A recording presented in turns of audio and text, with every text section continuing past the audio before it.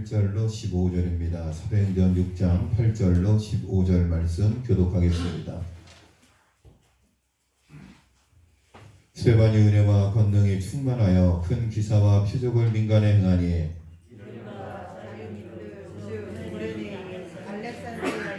갈리기아와 아시아에서 온 사람들이 회당에서 어떤 자들이 일어나 스데반과 더불어 논쟁할세. 스데반이 지혜와 성령으로 말함을 그들이 능히 당하지 못하여 사람들을 매수하여 말하게 하되 이 사람이 모세와 하나님을 모독하는 말을 하는 것을 우리가 들었노라 하게 하고 백성과 장로와 서기관들을 충동시켜 와서 잡아가지고 공회에 이르러 거짓 증인들을 세우니 이르되 이 사람이 이 거룩한 것과 율법을 거슬러 말하기를 하지 아니하는가. 그의 말에 이 나사렛 예수가 이곳을 헐고 또 모세가 우리에게 전하여준 규례를 고치겠다 함을 우리가 들었노라 하거늘 공회 중에 앉은 사람들이 다 스데반을 주목하여 보니 그 얼굴이 천사의 얼굴과 같더라. 아멘. 우리 앞에 자고 있는 성도들하고 인사하겠습니다. 주님의 이름으로 사랑합니다. 축복합니다. 당신을 보니 하나님을 본 것 같사옵나이다. 오늘 설교 제목이 얼굴입니다. 얼굴. 천사처럼 빛난 얼굴. 빌리 그레함 목사님의 아들이 목사님께 질문합니다. 사실은 오늘이 3일일체 주일입니다. 3일체 주일. 성부, 성자, 성령, 삼위, 위격이 같다. 이것은 신비로운 것이고 이것은 진리이고 이것은 이론적으로 설명할 수 없지만 이것은 우리가 말씀을 믿음으로 받아야 되는, 말씀에 순종해야 되는 진리의 말씀입니다. 빌리 그레함 목사님 아들이 목사님께 이렇게 질문했습니다. 아빠, 어떻게 제가 한 번도 본 적이 없는 성령을 믿을 수 있나요? 여러분, 아이들이 충분히 질문할 수 있죠. 여러분, 성령님이 눈에 보입니까? 보이지 않죠. 잠시 후 아버지는 아들을 데리고 발전소로 가셨다고 합니다. 동력기를 보여주며 말합니다. 여기가 우리에게 빛을 주고 우리의 난로를 따뜻하게 해주는 힘이 나오는 곳이란다. 우리는 그 힘을 볼 수 없지만 전기하는 힘이 이 기계 속에 있단다. 발전기 안에서 우리가 불을 켤 수가 있고 난로를 켤 수가 있고 따뜻하게 생활할 수 있는 여러 가지 편의로 전기를 공급해 주는데 그것이 우리 눈에 보이지 않지만 작동하는 것은 우리가 믿어 의심치 않는다. 그러자 아들이 다시 묻습니다. 전기가 있는 게 보이지 않는데 어떻게 믿을 수 있어요? 목사님이 이렇게 대답했습니다. 물론 믿을 수 있지. 그러나 내가 전기를 보았기 때문에 믿을 수 있는 게 아니라 전기가 무엇을 할 수 있는지를 보았기 때문에 믿는 것이란다. 전기를 보았기 때문에 믿을 수 있는 게 아니라 전기가 무엇을 할 수 있는지 이 아들은 이미 알고 있어요. 랜턴도 켤 수가 있고 집에 전기를 켤 수도 있고 난로를 켜서 집안을 따뜻하게 만들 수도 있고 마찬가지로 사람들이 그리스도께 순종하는 성령의 능력을 소유할 때 자신들의 삶 속에서 성령님이 무엇을 하시는지 볼 수 있기 때문에 성령을 믿을 수 있는 것이란다. 예수 믿는 사람들 안에 성령이 내주에서 변화된 삶을 살아가는 것을 보면서 야, 성령은 있구나 라는 것을 깨닫는다라는 거예요. 성령은 보이지 않지만 예수 믿는 우리들이 성령에 사로잡힌 삶을 살고 변화된 삶을 살고 성령의 충만한 열매 가운데 거하는 삶을 살아가게 되면 그 모습을 통해서 야, 성령이 있구나 라는 것을 깨닫게 된다라는 이야기입니다. 여러분, 이해가 되시죠? 예수님은 우리에게 성령을 보내주셨습니다. 보혜사 성령을 보내주셨습니다. 그 보혜사 성령님은 위로자입니다. 우리를 격려하십니다. 우리를 변호해 주십니다. 성령 하나님은 오늘도 우리와의 교제를 통해 내 안의 변화를 보게 하십니다. 성령님이 일하셔서 주의 일을 감당할 수 있는 특별한 힘을 주시며 그리스도인으로서 십자가를 질 수 있는 힘도 주십니다. 우리가 예수 믿는 것도 우리가 십자가를 질 수 있는 것도 성령께서 우리에게 힘을 주시기 때문에 십자가를 지고 성도의 사명을 감당할 수 있다는 말입니다. 성령님의 이끄심에 순종하는 인생은 조급하지 않습니다. 하나님이 계획 집행하시는 하나님의 시간, 특별한 시간, 카이로스를 체험하기 때문입니다. 우리 모든 믿음의 성도들의 삶 가운데 성령께서 내주하시고 여러분의 변화된 삶을 통해서 과연 성령님이 계시는구나, 예수님 믿는 사람들이 과연 능력이 있구나라는 것을 입증하고 보여주는 삶을 살아갈 수 있기를 주의 이름으로 간절히 축원드립니다. 순복음대학원 대학의 총장이신 한별 목사님, 한별 총장님의 간증입니다. 제 아버지는 유복자입니다. 태어나자마자 친척집에 맡겨져 자랐습니다. 어머니 얼굴을 처음 보게 중학교 2학년 때라고 하십니다. 제 어머니는 평양 출신입니다. 공산당의 핍박을 피해 달없는 밤에 임진강을 건너 서울로 오셨습니다. 웬만한 일에는 놀라지 않습니다. 어려운 일을 만나도 이렇게 말씀하십니다. 일단 기도하고 운동화끈을 다시 묶고 뛰면 된다. 하나님은 38선 철책도 뚫어주셨다고 하십니다. 이 한별 목사님, 대학 총장님의 어머니는 참 담대하신 분 같아요. 여러분, 임진강을 건너서 남한으로 내려오셨어요. 하나님이 38선도 뚫어주셨는데 걱정하지 마, 염려하지 마, 기도하고 힘발끈 조여 믿고 다시 뛰면 되는 거예요. 아버지는 세상에서 제일 맛있었던 음식이 부산행 피난열차 중간역에서 허겁지겁 먹던 김칫국이랍니다. 저는 우동은 하는데 김칫국은 몰라요. 그 옛날에는 기차역에 김칫국을 팔았단 말이에요. 잠시 정차는 5분 동안 내려가서 급하게 먹던 김칫국이 평생에 잊을 수 없는 가장 맛있는 음식이었다 그래요. 저는 100번도 넘게 들었어요. 아버지 이제 그만하세요. 그게 저랑 무슨 상관이에요? 옛날 아버님들이 자신의 힘들고 고생했던 이야기라면 자식들은 뭐라 그래요? 막 안타까워요? 아니에요. 아버지 김칫국 먹은 게 무슨 상관이에요? 저는 김칫국 맛없어요. 저는 피자가 더 좋아요. 치킨이 더 좋아요. 저는 무슨 상관이 있어요? 그만 좀 하세요. 그래도 아버지는 계속 하십니다. 그러면 어머니는 그때 아버지가 피난열차에서 떨어져 죽었으면 지금 너는 없는 거야? 하십니다. 아버지는 새벽 기도를 다녀오신 뒤 자고 있는 저에게 머리가 될지언정 꼬리가 되지 않게 하여 주시옵소서. 옛날 우리 부모님들이 가장 많이 기도하는 게 이 기도였어요. 하나님, 우리 정호가 머리가 될지언정 꼬리가 되지 않게 하여 주시옵소서. 그런데 뱀의 머리가 되는 것보다는 용의 꼬리가 되는 게 나은데, 하여튼 우리 부모님도 그렇게 기도해요. 머리가 될지언정 꼬리가 되지 않게 하여 주시옵소서. 여러분, 누군가는 꼬리 역할을 해야 되는데 부모님들은 다 머리가 되게 해달라고 기도하잖아요. 그러면서 이 목사님 머리에 손을 얹고 아버지는 기도했어요. 저도 아들에게 똑같이 기도해 줍니다. 이 총장님 아버지가 총장님에게 기도해 주었듯이 이 총장님도 자신의 자녀에게 똑같이 안수하며 기도하는 거예요. 하나님, 우리 자녀가 머리가 될지언정 꼬리가 되지 않게 하여 주시옵소서.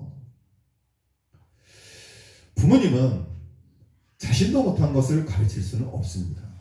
남이 말하는 것이 아닌 자신이 경험하고 만난 하나님을 자녀들에게 대물림해야 돼요. 뭐뭐 했다더라가 아니에요. 내가 만난 하나님은 이런 하나님이야. 여러분, 믿음은 그게 믿음이에요. 뭐뭐 했다더라가 아니라 내가 만난 예수님, 내가 예수를 믿어 보니까 이런 게 좋다더라. 여러분, 전도는 이렇게 하는 거예요. 우리 심순옥 권사님이 전도를 하는 거예요. 제가 예수를 믿어보니까 너무 좋더라고요. 이렇게 전도하는 거예요. 그런데 반대로 우리 교회 정명봉 권사라는 분이 있는데 예수님 믿으니까 이런 게 좋다더라. 여러분, 이건 전도가 아니에요. 이건 능력이 없어요. 여러분, 내 삶에 내 고백이 능력이 있고 힘이 되는 거예요. 여러분의 자녀들에게 무엇을 남겨주어야 되냐면 여러분이 만난, 여러분이 체험한, 여러분이 능력 가운데 거했던 예수 그리스도를 여러분의 입술로 삶으로 대물림할 수 있는, 여러분, 그것이 자녀들에게 능력이 되는 거예요.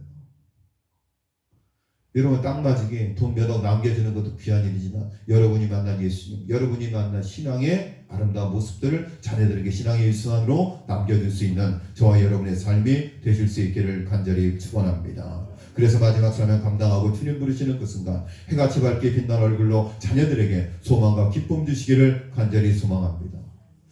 우리 한국 기독교인들의 그런 마음이 있어요.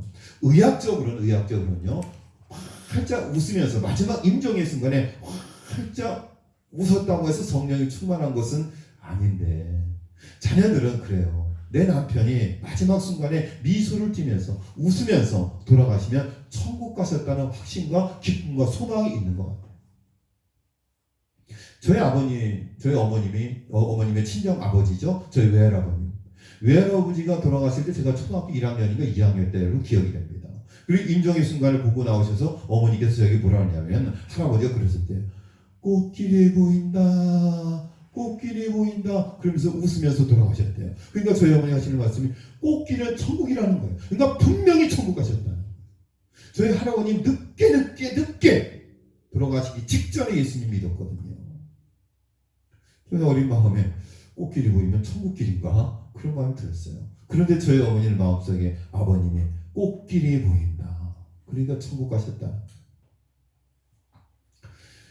83세 되신 할머니가 시를 쓰셨어요. 제가 시를 읽어드릴게요.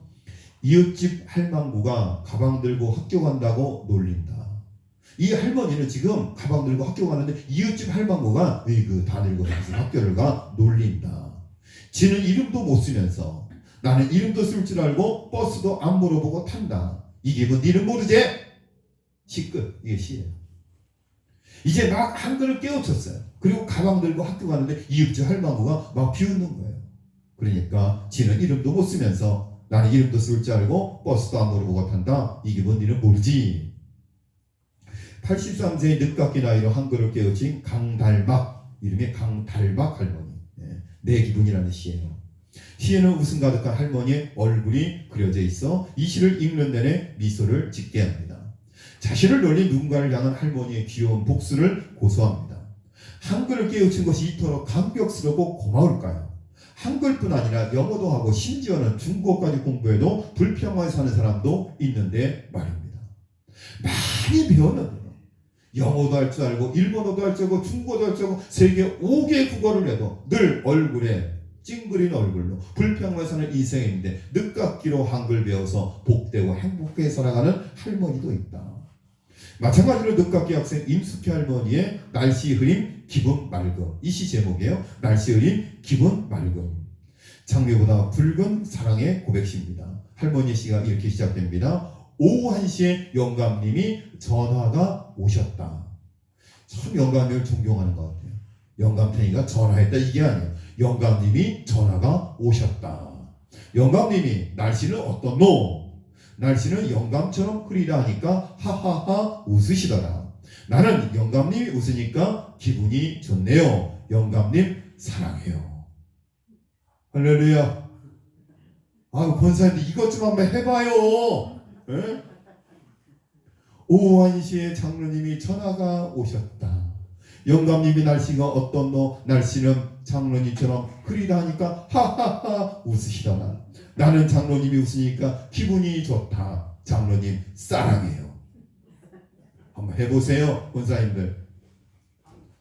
주님은 우리에게 범사에 감사라고 말씀하셨습니다. 할머니들이 감사하시는 불평하는 우리를 부끄럽게 합니다. 범사에 감사하라. 이것이 그리스도 예수 안에서 너희를 향하신 하나님의 뜻이니라. 예수 믿는 저와 여러분의 얼굴에 성령님이 허락하신 밝은 미소가 넘쳐나시기를 바랍니다.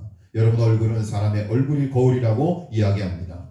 사람의 인격이 얼굴에 나타납니다. 얼굴이 그 사람의 삶을 대표합니다. 수년 동안 살아온 세월이 얼굴에 새겨집니다. 우리 민족은 얼굴의 중요성을 특히 강조합니다.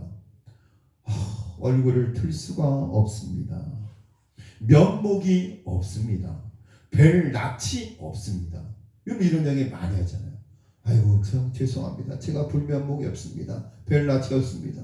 쥐구멍이라도 있으면 들어가고 싶습니다. 미국의 링컨 대통령은 사람은 40세가 되면 자기 얼굴에 대해서 책임을 져야 된다 그랬어요. 사람의 얼굴은 40세가 되면 성격, 직업, 생활 환경과 인생관 등에 의해 그 흔적이 드러나기 때문에 그렇습니다. 우리 교회는 다 40세 이상입니다. 심지어 저도 50이 넘었잖아요. 여러분 우리는 모두 얼굴에 책임을 져야 돼요. 살아온 삶의 흔적들, 내 인생관, 그 모든 것이 얼굴에 다 드러나게 되어 있다는 이야기예요. 우리 모든 성도님들의 얼굴을 볼 때마다 사람들이 기쁨과 감격을 누릴 수 있는, 사람들에게 즐거움을 줄 수 있는, 행복을 줄 수 있는 미소의 사람들 될 수 있기를 간절히 바랍니다. 성경에는 얼굴이라는 단어가 무려 293번 나옵니다. 본문 사도행전 6장 15절에는 스데반의 얼굴이 천사와 같더라 그랬습니다. 그리스도인들이 가져야 될 얼굴입니다. 스데반같이 은혜가 넘치고 감사가 넘치고 사랑이 넘치는 얼굴을 모든 그리스도인들이 가지고 산다면 세상은 변화될 것입니다. 여러분 제가 그런 말씀 예전에 많이 드렸잖아요. 여러분 11시 예배를 마치고 이 교회를 떠나면서 마을로 흩어지면서 여러분 만면의 미소를 띠면서 할렐루야 서영기 성도님에서 기도하고 있습니다. 황만옥 성도를 위해서 기도하고 있습니다. 현옥자 성도를 위해서 기도하고 있습니다. 이렇게 오도식 성도님을 위해서 기도하고 있습니다. 반면에 미소를 띠면서 교회를 나가면서 항상 쓰면서 아유 오늘 설교가 왜 이렇게 길어. 지난주에 좀 설교가 길었잖아요. 길었나요? 좀 길었어. 그랬더니 저희 집사람이 지금 없어서 하는 얘기지만 설교가 길대. 오늘 길어 설교가. 제가 설교할 때마다 늘 신경 쓰는 게 한 가지 있어요. 제가 말이 빠르잖아요. 말이 빨라. 그래서 천천히 해야지. 어떤 데는 여기에다요 페이지마다 천천히라고 써요. 천천히. 그런데 이게 잘 안 고쳐져요. 천천히. 제가 좀 말이 빨라지면 장로님 이렇게 하세요. 엑스표. 목사님 말이 빨라져 이렇게. 이 시간은 천사의 얼굴을 갖게 된 스데반의 신앙을 추적하면서 은혜를 받고자 합니다. 사람이 가장 유쾌한 순간은 언제입니까? 내게 맡겨진 사명을 다할 때입니다. 우리 어르신들이 그런 이야기를 잘 하시잖아요. 여의다라는 얘기를 하잖아요. 여의다는 건 무슨 얘기예요? 자녀들을 다 시집장가 보냈다. 우리 부모님들 마음속에 그런 마음이 있나 봐요. 시집장가 보내는 게 내 사명을 다하는 것이다. 그런 마음이 있는 것 같아요. 사명을 다할 때 그때 얼굴이 환하고 밝습니다. 반대로 내게 주어진 임무를 끝내지 못하고 전전긍긍할 때 가장 고통스럽습니다. 그때 그 사람의 얼굴은 찌그러져 있을 것입니다. 스데반의 얼굴이 천사같이 밝고 빛난 이유가 바로 여기에 있습니다. 스데반의 임무는 교회 안에서 사도들을 돕는 것이었습니다. 오늘날 집사같이 구제사역, 교회 관리 등을 한 것입니다. 그는 교회 안에서는 섬김의 책임을 다하고 교회 밖에서는 전도의 책임을 다했습니다. 섬김과 전도의 책임을 다 했기 때문에 돌에 맞아 죽어가면서 그의 얼굴은 환하게 빛날 수 있었어요. 왜요? 자기의 책임, 사명을 다 감당하기 때문에 그런 거예요. 우리 성도님들이 내가 시동께서 내가 해야 될 사명이 무엇인가? 우리의 사명은 교회가 계속 유지될 수 있도록 믿음의 후손들을 계속해서 이곳으로 이끌고 전도하는 것이고, 여러분의 기도와 헌신의 삶을 자녀들에게, 믿음의 후배들에게 유산으로 남겨주는 거예요. 그래서 교회가 든든히 세워갈 수 있도록 하는 것이 저와 여러분의 사명이에요. 그래서 여러분 그 사명을 끝까지 잘 감당하시고, 여러분 하나님 앞에 눈을 갚을 때 기쁨과 즐거움과 감격으로 주 앞으로 가실 수 있는 저와 여러분 될 수 있기를 간절히 축원합니다. 곽규환 목사님이 이런 간증을 하셨어요. 몇 해 전 시내 식당에 갔는데 옆방에 손님들이 시끄럽게 이야기를 나누고 있었습니다. 식당 직원에게 옆방에 조용히 해달라는 요청을 전해달라고 부탁했습니다. 그랬더니 직원이 이렇게 이야기합니다. 교회 다니는 사람들이라 원래 시끄럽고 우리가 얘기해도 듣지 않을 겁니다. 이 목사님이 옆방이 하도 시끄러우니까 좀 조용히 좀 해달라고 이야기했더니 교회 다니는 사람들은 원래 시끄럽고 우리가 얘기해도 듣지 않을 겁니다. 순식간에 불편함은 부끄러움으로 변했습니다. 어쩌다 그리스도인이 시끄럽고 무례한 사람이 됐을까요? 우리끼리 기분 좋고 우리끼리 행복하고 우리끼리 아무 일이 없으면 된다는 식으로 생각하는 습관이 교인들에게 당연한 것으로 배어든 것은 아닐까요? 우리 예수 믿는 사람들끼리만 행복하고 우리끼리만 즐겁고 우리끼리만 좋으면 된다는 것이 우리의 마음과 삶 속에 배어있는 것은 아닐까? 교회 밖에서의 모습에 대해 진지하게 생각해 봅니다. 그리스도인은 품격 있는 성품을 갖춰야 합니다. 덕스러운 성품이 뒷받침되지 않으면 우리가 예수의 복음을 훼손할 수도 있습니다. 예수 믿는 사람은 예의 바르고 친절하다는 좋은 소문이 생기면 좋겠습니다. 아직 예수를 모르는 사람들은 먼저 믿은 자의 행실과 성품을 중요하게 고려할 수밖에 없습니다. 여러분 그래요. 믿음이 들어가지 않은 사람들은 뭘 봐요? 예수 믿는 사람들의 삶을 보는 거예요. 그들이 얼마나 친절한가, 예의 바른가, 그것을 먼저 보게 되어 있어요. 여러분 믿음이 들어가면 그게 중요한 게 아니에요. 그런데 믿음이 없는 사람들은, 복음을 아직 받아들이지 않은 사람들은 그것을 먼저 보는 거예요. 오늘 베푸는 작은 친절이 복음의 문을 여는 기회가 될 수도 있습니다. 시끄럽고 불편한 이웃이 아니라 친절하고 예의 바른 그리스도인으로 빛을 발하는 저와 여러분 될 수 있기를 바랍니다. 오늘 만나는 이웃을 친절한 얼굴로 대하는 것, 그 또한 복음의 사명을 감당하는 것입니다. 오늘 예배드리고 이웃 주민들을 만날 때마다 여러분 기쁘고 즐거운 낯으로 그들에게 미소를 전하고 인사를 건넬 수 있는 저와 여러분 될 수 있기를 바랍니다. 스데반이 책임을 완수하는 근본적 원인은 성령 충만입니다. 스데반은 성령이 충만해 주신 즉 사명 즉 책임을 다했습니다. 그런 스데반을 하나님께서는 죽음을 면하게 하기보다는 죽음에서 승리하도록 하셨습니다. 여러분 하나님 참 희한하죠. 이 스데반은 정말 정직하고 올곧은 삶을 살았어요. 복음을 위해 헌신하는 삶을 살았어요. 섬김과 구제의 사역을 잘 감당했어요. 전도의 사역을 잘 감당했어요. 그런데 위기의 순간에 하나님께서 그의 죽음을 건져주신 것이 아니라 오히려 죽음에서 승리하도록 순교하도록 이끄셨다라는 이야기입니다. 그래서 스데반은 죽음 앞에서 비굴하지 않고 담대하게 복음을 전했습니다. 이 모든 것이 성령께서 인도하셨기 때문에 그렇습니다. 스데반은 자기를 돌려 치는 원수들을 위해서 기도했습니다. 이 기도는 누구에게 배운 것입니까? 바로 예수님께 배운 것입니다. 여러분, 미운 사람 자꾸 생각하고 원수 갚으려고 하면 원수를 닮는다고 합니다. 반대로 위대한 사람을 생각하면 그대로 닮습니다. 그러니까 내가 미워하는 사람, 내가 복수해야지 하면 그 사람 똑같이 닮는다는 거예요. 여러분이 미워하는 사람을 똑같이 닮고 싶으면 계속 미워하고 원수를 갚으면 여러분도 그 사람과 똑같이 됩니다. 반대로 위대한 사람을 생각하면 그대로 닮는 거예요. 예수님을 묵상하고 성경에 나오는 위대한 인물들을 묵상하고 하나님 저에게도 그런 영성과 인격을 허락하여 주시옵소서. 그러면 사도 바울의 영성과 예수님의 인품과 베드로의 열정을 우리가 닮아갈 수 있다는 겁니다. 여러분의 얼굴이 어떻게 변화되는가 하는 것은 여러분 스스로에게도 책임이 있다는 말입니다. 한평생 살아가는 우리의 삶이 마지막으로 남기는 것은 얼굴밖에 없습니다. 여러분은 자녀에게 또는 이웃에게 어떤 모습을 남기겠습니까? 미움의 얼굴, 불안에 쫓기는 얼굴을 남기겠습니까? 아니면 스데반처럼 찬양과 기쁨이 넘치는 천사의 얼굴을 남기시겠습니까? 여러분이 하나님 나라에 갔을 때 믿음의 후배들이 여러분을 기억할 때 여러분의 아름다운 미소를, 천사와 같은 미소, 기쁨과 행복함이 넘치는 얼굴을 기억할 수 있는, 그 얼굴을 남기고 떠날 수 있는 저와 여러분 될 수 있기를 바랍니다.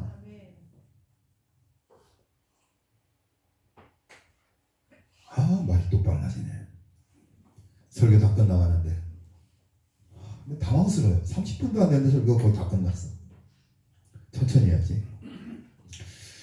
브레넌 매닝의 불황화 복음에 소개된 이야기입니다. 한 외과 의사가 젊은 여인의 뺨에 난 종양을 제거하기 위해서 수술을 하게 됐습니다. 이거 얼굴 수술은 굉장히 민감한 부분이죠. 환자의 얼굴 곡선을 살리려고, 어쨌든 얼굴의 형태를 살리려고 필사적으로 노력했지만 안타깝게도 입 근육으로 이어지는 작은 신경줄기를 절단해야 됐습니다. 이 때문에 입이 마비돼 뒤틀리고 말았습니다. 입이 뒤틀려 버렸어요. 환자가 힘겹게 입을 움직여 물었답니다. 제 입이 앞으로도 계속 이럴까요? 의사가 말합니다. 예, 그럴 겁니다. 신경을 잘라냈거든요. 의사는 죄인이 죄를 고백하다 맥없이 대답했습니다. 여인은 고개를 돌린 채 말이 없었습니다.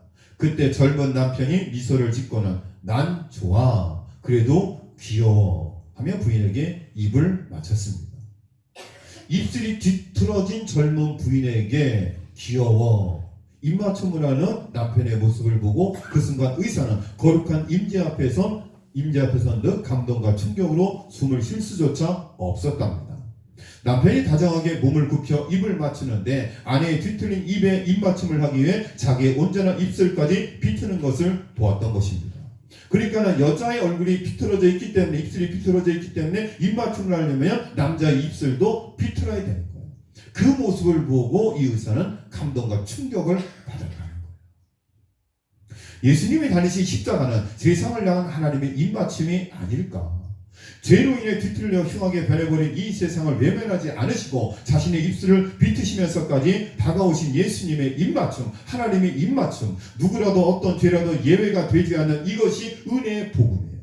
우리는 모두 죄인이고 우리는 모두 하나님 앞에 부끄러운 인생이지만 예수님께서 우리의 죄를 사하시기 위해서 자신의 인생을 비트셨어요. 구유에서 태어나셨어요. 세리와 죄인의 친구가 되어 주셨어요. 그 시대의 기득권들과 맞서 싸우셨어요. 생명을 구원하기 위해서 십자가에서 피 흘려 죽으셨어요. 이 모든 것이 예수님께서 우리에게 입맞춤하기 위해서 입술을 비트는 것과 똑같은 예수님의 사랑, 하나님의 사랑의 표현이라는 것입니다.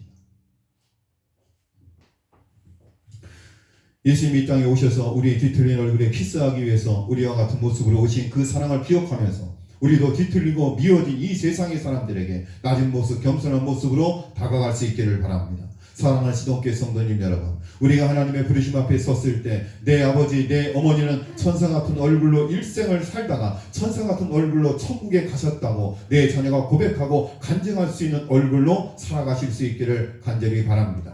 성령 충만한 얼굴, 기쁨이 넘치는 얼굴, 사랑과 인자함으로 가득한 미소 띤 얼굴로 살아가는 저 여러분 되실 수 있기를 주님의 이름으로 간절히 축원드립니다. 하나님 아버지